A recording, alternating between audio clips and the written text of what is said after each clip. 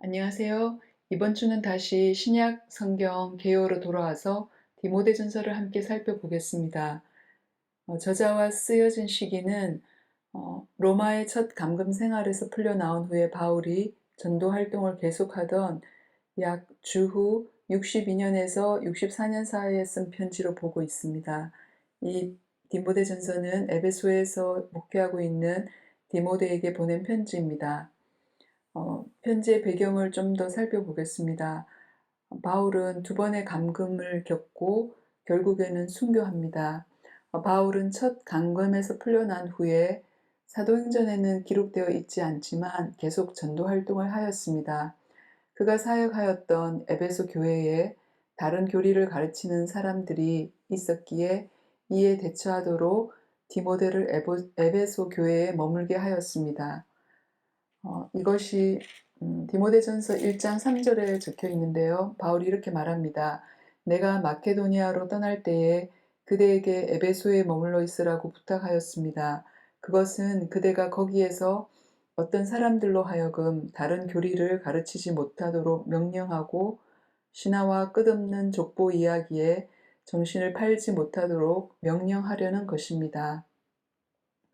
바울은 직접 에베소를 방문하기를 바라면서 그의 방문이 늦어지더라도 하나님의 가족 가운데서 사람이 어떻게 처신해야 하는지를 그대 디모데가 알게 하려고 이 편지를 적는다고 디모데전서 3장 15절에서 적고 있습니다.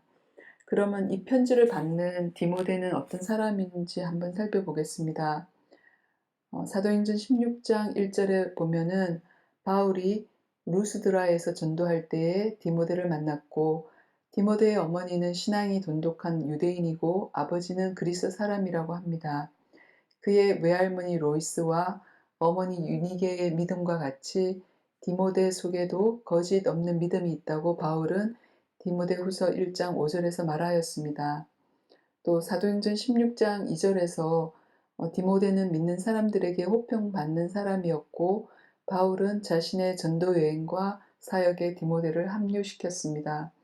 저희가 데살로니가 전서 개요를 살펴볼 때 함께 보았듯이 바울은 박해 때문에 급하게 떠나왔던 어린 교회였던 그 데살로니가 교회를 격려하기 위해서 디모데를 혼자 데살로니가에 보내기도 하였습니다. 바울이 디모데를 쫓고 있을 때 디모데는 혼자서 에베소 교회에서 목회하고 있었습니다. 성경의 몇 군데 예를 들면 디모데전서 4장 12절이나 고린도전서 16장 10절 11절 등에서 보면은 디모데는 젊고 마음이 여린 사람인 듯 하지만 디모데는 충성스럽게 복음을 위하여서 바울과 함께 봉사한 사람이라고 바울은 빌립보서 2장 19절에서 22절에 걸쳐서 칭찬하였습니다. 젊은 목회자였던 디모데가 사역하고 있던 에베소는 어떤 곳이었는지 함께 살펴보겠습니다. 에베소는 지금의 터키 서해안에 위치해 있는 도시였고요. 아시아에 있는 로마 영토 내에서 부유하고 중요한 도시였으며 또 여신인 아뎀이라는 그 여신을 숭배하던 신전이 있었습니다. 사도행전 19장에서 볼 수 있듯이 바울은 3차 전도 여행 중에 에베소에서 3년 정도 머무르면서 사역하였는데 바울은 에베소에 있는 두란노 서원에서 가르치며 복음을 전하고 사람들의 병을 고치고 귀신을 쫓아내는 등의 사역을 하였습니다. 사도행전 20장 31절에 따르면 바울은 그곳에서 3년 동안 밤낮 쉬지 않고 각 사람을 눈물로 훈계하였다고 하였습니다. 그러면 그 젊은 목회자인 디모데에게 보낸 편지인 이 디모데 전서는 어떤 내용으로 구성되어 있는지 함께 살펴보겠습니다. 먼저 사도 바울은 디모데에게 인사를 적고 있습니다. 우리의 구주이신 하나님과 우리의 소망이신 그리스도 예수의 명령으로 그리스도 예수의 사도가 된 나 바울이 믿음 안에서 나의 참 아들이 된 디모데에게 이 편지를 씁니다. 하나님 아버지와 우리 주 예수께서 내려주시는 은혜와 자비와 평화가 그대에게 있기를 바랍니다. 이렇게 인사를 하면서 그가 어떻게 디모데를 믿음 안에서 아들로 여기며 사랑하는지를 나타내고 있습니다. 그 다음에 나오는 1장 3절에서 20절에 걸쳐서는 거짓 교훈을 경고하라고 말하고 있습니다. 그러면서 무엇보다 사도 바울은 그 복음을 선포하는 임무가 중요함을 얘기하면서 그 복음의 내용에 대해서 디모데에게 함께 나누고 있습니다. 15절 16절에 이렇게 말씀하십니다. 그리스도 예수께서 죄인을 구원하시려고 세상에 오셨다고 하는 이 말씀은 믿음직하고 모든 사람이 받아들일 만한 말씀입니다. 나는 죄인의 우두머리입니다. 그러나 하나님께서는 나에게 자비를 베푸셨습니다. 그 뜻은 그리스도 예수께서 끝없이 참아주심의 한 사례를 먼저 나에게서 드러내 보이심으로써 앞으로 예수를 믿고 영생을 얻으려고 하는 사람들의 본보기로 삼으시려는 것입니다. 이렇게 바울은 아들과 같은 디모데에게 자신의 믿음과 하나님께 받은 자비를 겸손하게 나누면서 디모데에게도 믿음과 선한 양심을 가지고 선한 싸움을 싸우라고 권면합니다. 그 다음에 2장 1절에서 15절에서는 어떻게 기도해야 되고 예배에서는 어떻게 남자와 여자들이 행동해야 되는지 가르침을 주고 있습니다. 하나님께 간구하고 중보기도와 감사기도를 하라고 하면서 다시 사도 바울은 그 복음의 내용에 대해서 다시 한번 그 중요한 내용을 디모데에게 적어줍니다. 4절에서 이렇게 말씀하십니다. 하나님께서는 모든 사람이 다 구원을 얻고 진리를 알게 되기를 원하십니다. 하나님은 한 분이시요 하나님과 사람 사이의 중보자도 한 분이시니 곧 사람이신 그리스도 예수이십니다. 그분은 모든 사람을 위해서 자기를 대속물로 내주셨습니다. 이렇게 복음의 내용을 말하면서 본인은 이것을 증언하도록 7절에서 이렇게 말씀하십니다. 나는 이것을 증언하도록 선포자와 사도로 임명을 받아 믿음과 진리로 이방 사람을 가르치는 교사가 되었습니다. 이렇게 디모데에게 다시 한번 하나님께서 시작하신 이 구원이 계속 복음을 전파함으로써 모든 사람이 다 구원에 이르게 돼야 된다는 것을 강조해 줍니다. 그리고 3장 1절에서 13절에서는 바울은 교회의 지도자들인 감독과 집사의 자격에 대해서 가르쳐 줍니다. 어떻게 이들은 성숙하고 또 본받을 만한 그러한 인품과 삶을 살아야 해야 되는지 아주 자세하게 가르쳐 줍니다. 그래서 이렇게 사도 바울은 디모데에게 교회 안에서 어떻게 지도자들을 뽑아야 되고 어떻게 예배에 대해서 또 어떠한 가르침을 줘야 되는지 자세히 적고 있기 때문에 디모데전서는 흔히 목회서신이라고도 불립니다. 거기서 감독과 집사의 자격에 대해서 자세한 지침을 주고 난 이후에 3장 14절에서 16절에는 편지의 목적을 적어주고 있습니다. 하나님의 가족 가운데서 사람이 어떻게 처신해야 하는지 그것을 그대가 알게 하려는 것입니다. 이렇게 말하면서 15절에서 이 가족은 살아계신 하나님의 교회요 진리의 기둥과 터입니다. 이렇게 계속해서 사도 바울은 교회 안에서 서로가 어떻게 행해야 되는지 그것이 이 편지의 목적임을 이렇게 말해주고 또 믿는 자들의 그 경건의 비밀을 다시 한번 강조해서 적어줍니다. 16절에서 이렇게 말씀하십니다. 그분은 육신으로 나타나시고 성령으로 의롭다는 인정을 받으셨습니다. 천사들에게 보이시고 만국에 전파되셨습니다. 세상이 그분을 믿었고 그분은 영광에 쌓여 들려 올라가셨습니다.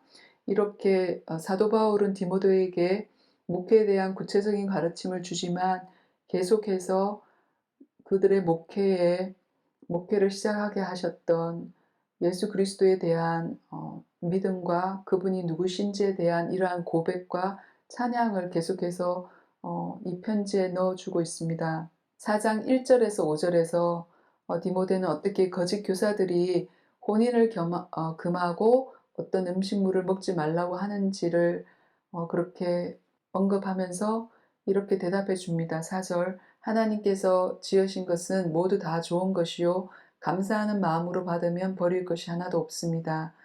모든 것은 하나님의 말씀과 기도로 거룩해집니다.